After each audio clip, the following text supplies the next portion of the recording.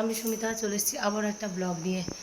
তো তোমরা সবাই কেমন আছো? আশা করি ভালো আছো। আমি আগের থেকে একটু সুস্থ হয়েছি। সকালে আজকে বাবার 7টার সময় পড়তে গেছে, তারপরে আমি উঠে গেছি, উঠে ঘর ঝাড় দিলাম, ঘর মুছলাম। তো ওখানে প্রেসার কুকার এখন আলু সিদ্ধ হচ্ছে, টক ডাল, আলু সিদ্ধ আর ভাত করলাম। নন্দিনী ওর ঠাম্মার কাছ থেকে আর পেঁয়াজটা কেটে আনলো। আমি আর দাঁড়িয়ে থাকতে পারছি না, আমার এত কষ্ট হচ্ছে। আর এই 25 টাকা দিয়ে দোকানে পাঠালাম। বলো বাবা, কথা বলো। হাই নন্দী। তো ঠিক আছে, চলো। আজকে আবার দিদির মেয়ে আসার কথা আছে। সেদিকে যে আসলো, ও আবার আজকে আসবে। দেখি কখন আসে। ঠিক আছে, পরে কথা বলছি তোমাদের। সন্ধ্যাবেলায় দাদা এসেছিলো আমাকে দেখতে, পাশের বাড়ি থাকে। তো দাদার সাথে কথা বলছিলাম, বলতে বলতে পাট করে কারেন্ট চলে গেল। আর অবস্থা দেখো, অনেক বছর না, অনেক মাস পর আমাদের এখানে কারেন্ট গেছে। কবে কারেন্ট গেছে আমাদের খেয়াল নেই, সত্যি কথা সত্যি জানুয়ারি মাসে গেছিল লাস্ট।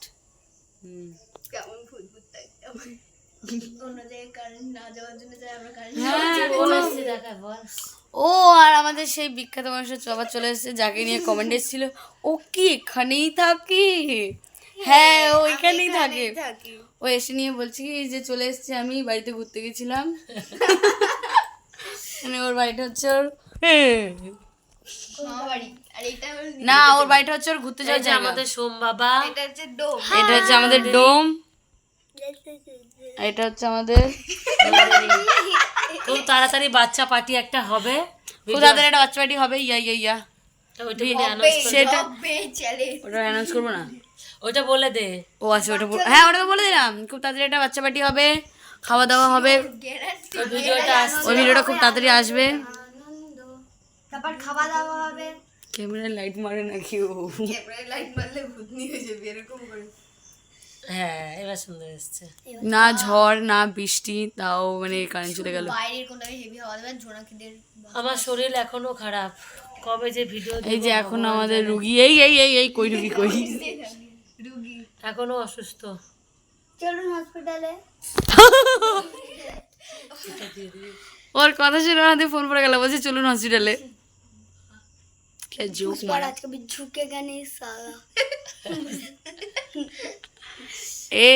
কিছুদিন ধরে আমাদের এখানে, কিছুদিন ধরে বলতে কি এই কবে যেন, কালকেই আমাদের এখানে এক জায়গায় বাচ্চা চুরি হয়েছে, ঠিক আছে। আর তার আগের দিনকেও স্কুলে গেছিলাম, স্কুলে দেখছি যে 4টে বাচ্চা খুঁজে পাওয়া যাচ্ছে না। এই যে এই মিস্টার সারাদিন বাইরে ঘুরে বেড়ায়, আমি বলছি যে তোকে চুরি করে নেবে।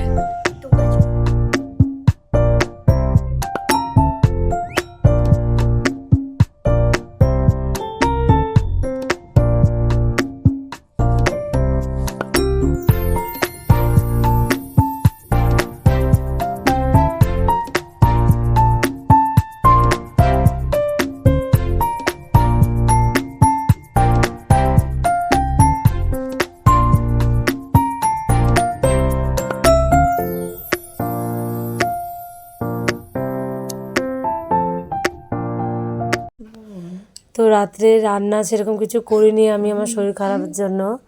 মাই সব রান্না বান্না করে দাদাকে দিয়ে পাঠিয়ে দিয়েছে, ওরা 3জন খেয়েছে। আমি আর খাইনি, আমি না খেয়ে শুয়ে পড়েছিলাম। তারপরে আবার দিদির মেয়ে আমাকে আবার গোলা রুটি করে দিল, ওটাই খেলাম রাত্রে আমি। বাবান পড়তে গেছিলো, তোরা 2 বোনে মিলে আবার এই লস্যি নিয়ে এসছে।